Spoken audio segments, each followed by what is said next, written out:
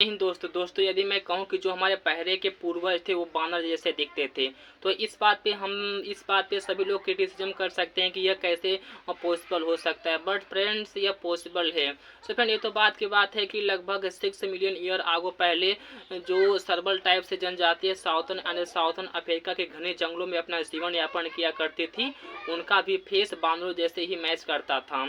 Around 30 million year आगो पहले जो सर्बल टाइप से जनजातीय साउथर्न अफ्रीका के घने जंगलों में अपना जीवन यापन किया करती थी, उनके फैमिली एंड उनके जनजाति में कुछ लोगों में तो आदमी की विशेषताएं मिलती थी एंड कुछ लोगों में तो बानर की विशेषताएं मिलती थी।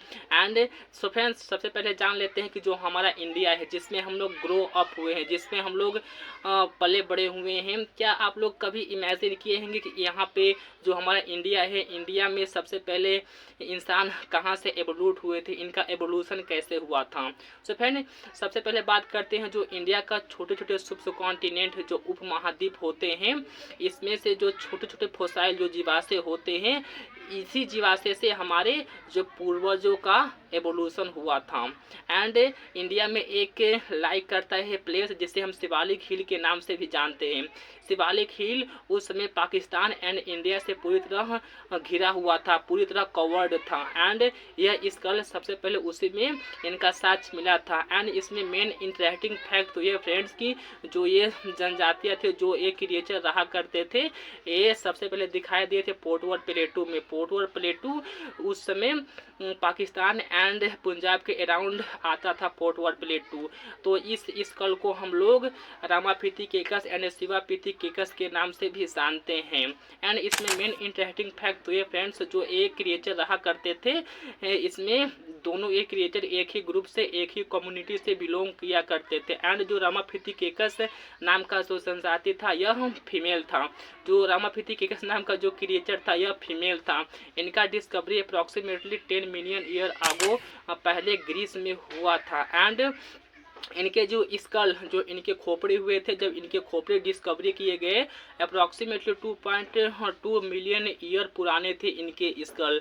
इसके बाद बहुत लोग अपना आर्गूमेंट देते हैं कि जो इंडिया के सब कॉन्टिनेंट होते थे, इसके बाद वहाँ पर कोई जनजातियाँ नहीं आई एंड यही जनजातियाँ वहाँ तक सीमित रह गई और वहीं पर यह जनजातियाँ विलुप्त हो गई। एंड इन जनजातियों का कम्प्लीटली डिस्कवरी अप्रॉक्सीमेटली 1982 में 1982 में एक हाथोर इन द एमपी, हाथोर एक प्लेस है एमपी में लाइक करता है। एंड मिडिल वैली नर्मदा के अराउंड इनका डिस्कवरी हुआ था। ये जो फोसाइल थे, इन्हें हम लोग होमो इरेक्टस के नाम से भी जानते हैं, जिसे हम लोग अपराइट मैन के नाम से भी जाना जाता है। अब यहाँ से धीरे धीरे ये जनजातियाँ होमोसेपियन में तब्दील हो गई, जिसे हम लोग वाइस मैन के नाम से भी जानते हैं। सो फ्रेंड, जो होमोसेपियन नाम की जो जनजातियाँ थे, इंडिया के सब कॉन्टिनेंट में इनका कोई साक्ष्य नहीं मिलता है। एंड इसके पास जो जनजाति उभर के आई, जिसे हम लोग होमोसेपियन एंड सेपियन के नाम से जानते थे, यही लोग मॉडर्न मेल में तब्दील हो गए। अप्रॉक्सीमेटली